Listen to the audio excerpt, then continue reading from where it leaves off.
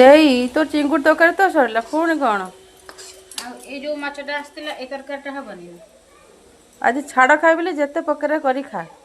ଆଜି ମାନେ 3 ପ୍ରକାର ମାଛ ଏ ଗୋଟେ କି ମାଛର ମୁଁ ନା ଜାଣିନି। ଦେଇ କ'ଣ କହିଲା ପୋହଳା ମାଛ, ଆଉଟା ଚିଙ୍ଗୁଡ଼ି ମାଛ, ଆଉଟା ଆସିଥିଲା ମାଗୁର ମାଛ। ମାଗୁର ମାଛ ଯେହେତୁ ବଞ୍ଚିଥିଲା ତାକୁ ଗୋଟେ ପାଣିରେ ତାକୁ ବଞ୍ଚେଇକି ରଖିଦେଇଛୁ, ତାକୁ ପଛେ ହବ।